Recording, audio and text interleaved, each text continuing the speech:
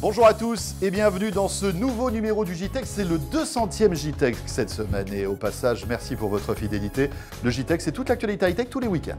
Et l'actualité cette semaine, c'est tout d'abord Microsoft qui dévoile le futur Windows 10. À quelle sauce allons-nous être mangés? On fait le point. Elle a été dévoilée en exclusivité mondiale à Paris chez Colette. Nous avons vu l'Apple Watch, on vous l'a fait découvrir dans un instant. Enfin, l'autre événement cette semaine, c'était le show Hello d'Orange. Rencontre avec Stéphane Richard, le PDG d'Orange, qui nous confirme l'arrivée de Netflix sur les Livebox. Le JTech, c'est le best-of des vidéos de la semaine sur ZeroNet TV. Soyez les bienvenus.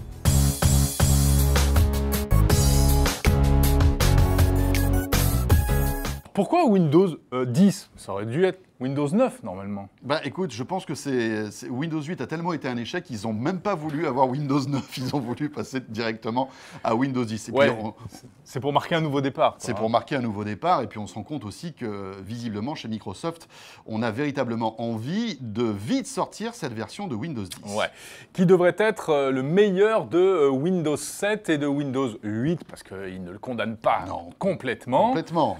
Exactement. Je vais être méchant, Windows 10, ça me ferait presque penser à macOS 10. Ouais, de là, ce qui nous sortent un Windows Yosemite, hein non, quand même pas.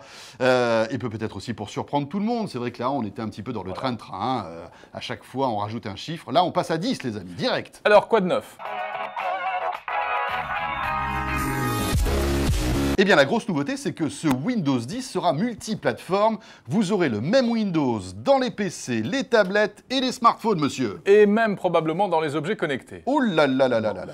Donc, un App Store commun qui permettra au même endroit de trouver les applis pour tous les écrans. Enfin, cela dit, ça pose quand même des questions.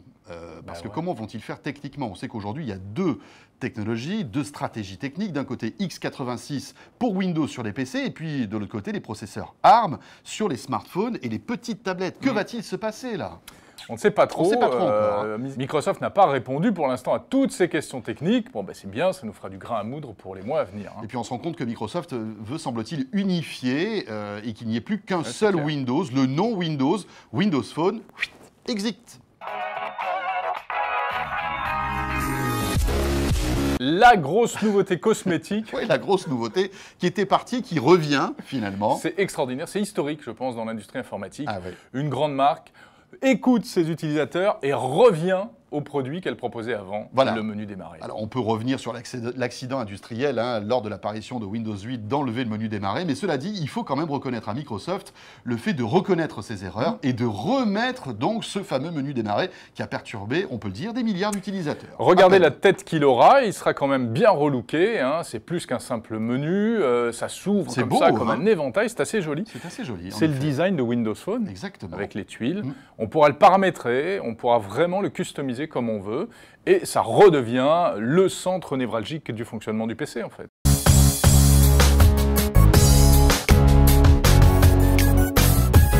Alors c'est un événement surprise qui a été décidé il y a quelques heures. Et malgré tout, ça a fuité sur les réseaux sociaux. Tout le monde, en fait, attendait cet événement.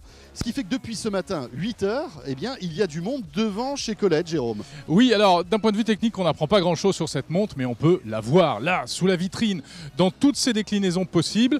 Les petites, les grandes, les différents bracelets disponibles, en métal, en cuir ou en plastique de couleur pour la version sport. Alors bien sûr, aucune démo technique, aucun prix, aucune date de livraison aussi concernant cette montre. 2015, on le sait, mais... En revanche, ce qui est amusant, c'est qu'il y a des vendeurs de chez Colette qui ont un petit papier, qu'ils remplissent, ils posent des questions aux gens qui sont là, qui regardent ces montres, pour savoir quel est le modèle qui vous plaît le plus. C'est un petit sondage en fait. Voilà, un petit sondage. Un petit ressenti. On sent en fait qu'Apple ici est en train de tester un peu les gens qui voient pour la première fois, en tout cas le grand public, qui voit pour la première fois cette montre.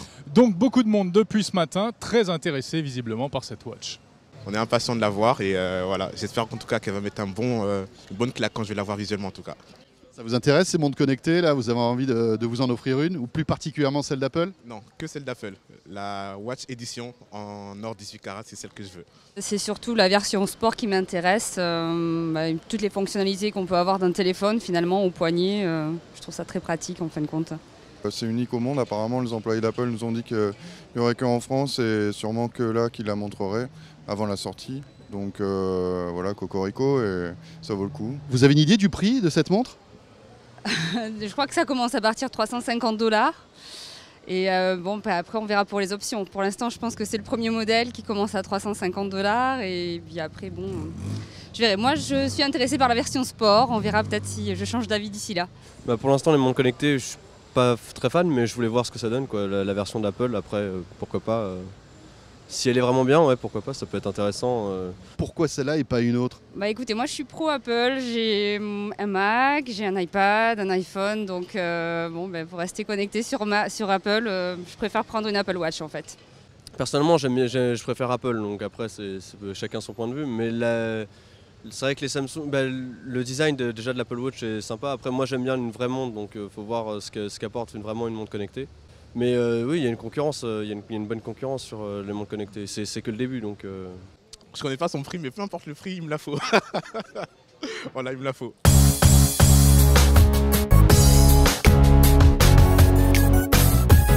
La petite Moser. Oui, le barbe à papa là. C'est vrai que ça ressemble à un barbe à papa, je trouve. Oui, oui, avec les yeux qui s'allument. Exactement. On la branche tout simplement avec un câble Ethernet sur votre box Internet à la maison. Ici. Et puis les petits cookies, on les installe donc à peu près où on veut. C'est livré avec des tas de petits accessoires. Ça fait là très bricolage. Des petites sacoches pour l'accrocher ici et là, bande velcro. On te livre la pâte à fixe avec? On te donne la pâte à fixe. Ils sont très généreux Ils chez sont très Sense. sympas. Donc vous connectez Moser sur votre box Internet. Et puis chaque petit cookie donc, sera connecté automatiquement sur la Moser. Et c'est comme ça qu'ils vont discuter et après renvoyer toutes les informations qu'ils ont captées sur le smartphone. Et bien entendu, il n'y a qu'une application installée sur le mobile. Ça marche sous iOS et Android. Alors, à quoi ça sert? Concrètement, on va vous donner des exemples. Grâce à ces petits cookies connectés donc à cette Moser, vous allez pouvoir surveiller la porte d'entrée de chez vous. Et oui, c'est très simple. Il suffit d'installer un Moser sur la porte. On le colle comme ça avec un petit peu de pâte, style pâte à fixe. Et ensuite, chaque fois que la porte va s'ouvrir, donc que quelqu'un va entrer ou sortir, eh bien, vous allez recevoir une notification sur votre smartphone et même sur la petite Moser. Et oui, puisque en fait, le cookie va détecter qu'il y a justement un mouvement, tout simplement. Ça peut servir aussi à savoir si vos enfants sont rentrés de l'école, parce que justement, s'ils ont ça dans leur sac à dos ou bien dans leur trousse, dès que ça va rentrer dans le champ de réception du Moser, eh bien, vous serez notifié et vous aurez une petite notification qui arrivera sur votre iPhone. On peut faire des tas de choses avec Moser. Vous pouvez par exemple installer un capteur sur votre brosse à dents ou sur la brosse à dents de vos enfants. Et ainsi savoir d'abord si les enfants se brossent bien les dents, suffisamment souvent et correctement. C'est pour ça que j'ai reçu un SMS comme quoi tu t'étais pas lavé les dents ce matin. C'est pas moi. C'est pas joli, joli. Ce petit motion cookie peut également me servir de tracker d'activité, comme un bracelet connecté.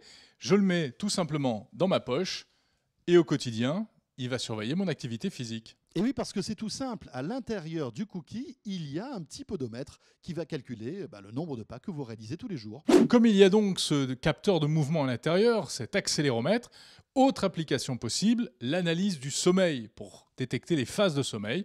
Comment on fait? C'est tout simple. Je vais mettre un petit cookie sous mon oreiller et je vais faire de beaux rêves. Autre particularité de ce petit cookie, eh bien à l'intérieur, il y a tout simplement un thermomètre.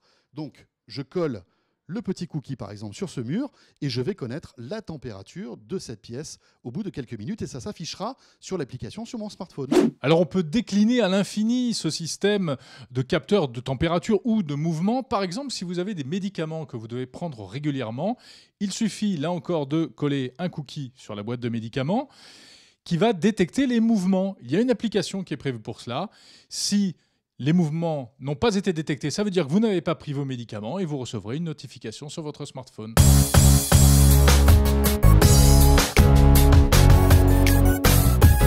Peut-être une question d'actualité pour commencer. C'était une petite phrase, une petite seconde dans votre présentation, l'arrivée de Netflix sur la Livebox d'Orange. Oui, j'ai décidé effectivement de permettre à nos clients Orange d'accéder à ce service. Parce qu'en fait, fondamentalement, je ne vois aucune raison valable pour les gens privés de ce service. Mais vous disiez pas ça il y a quelques mois. Oui, vous étiez plus réservé, Stéphane, il y a quelques semaines. Ce que je disais, c'était très exactement la chose suivante. je disais, au moment du lancement de Netflix, il y a trop d'inconnus là-dedans pour qu'on puisse nous prendre la responsabilité d'annoncer avant le lancement que Netflix sera sur nos boîtes. Trop d'inconnus, c'est-à-dire? Trop d'inconnus sur le produit, exact, sur les conditions dans lesquelles l'écosystème, que ce soit au niveau des créateurs, des pouvoirs publics. Vous ne faisiez pas confiance à Netflix, c'est ça? C'est pas ça, c'est que Netflix n'est pas le seul maître du système. Non, bien sûr, bien sûr. On a des relations avec Netflix depuis longtemps, comme tous les autres gestionnaires opérateurs du monde. On savait à peu près quelles seraient les conditions, mais moi j'ai voulu attendre le bon moment. Et je pense qu'aujourd'hui, on peut le faire dans une ambiance qui est apaisée vis-à-vis des autres grands fournisseurs de contenu, parce que le service, il est lancé, on peut voir ce que c'est. Netflix, c'est pas non plus une montagne. N'en faisons pas ce que ça n'est pas. C'est un service nouveau, intéressant, attractif, mais parmi beaucoup d'autres. On a une offre très riche en France, et d'ailleurs cette offre, nous, on veut encore l'enrichir en lançant notre propre plateforme de SVOD qu'on est en train d'élaborer avec un partenaire. C'est pas parce que Bouygues Télécom l'a annoncé avant tout le monde que ça vous a décidé à y aller aussi, parce que finalement vous allez même leur griller la priorité. Ça arrive quand Netflix sur la Livebox? Oui, à peu près en même temps, oui. C'est sûr que le fait que Bouygues Télécom, qui lui a fait cette annonce avant même le lancement de Netflix, une grande différence avec l'effet a dédramatisé sans doute un peu le sujet du côté des opérateurs. Maintenant, vous savez, là-dedans, évidemment, c'est la décision d'Orange qui compte, parce que on a presque la moitié, nous, oui, bien sûr. Des foyers connectés. Et ça sera sur toutes les box Orange? Ça sera sur toutes les box Orange. Toutes les Live Play? Live Play, absolument, de dernière génération.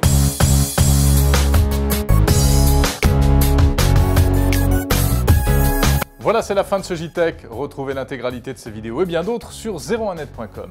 Et si vous êtes un fan de voitures connectées, nous vous invitons à aller sur 01net TV pour suivre un grand talk exceptionnel avec l'un des patrons de Tesla Monde. Jérôme Guillen a répondu à nos questions. C'est à retrouver sur 01net TV. Toute la semaine prochaine, on se retrouvera depuis le Mondial de l'Auto, ici à Paris, plus bien sûr toute l'actualité high-tech au quotidien. Merci de nous suivre sur les réseaux sociaux et on se retrouve très vite. Salut à tous.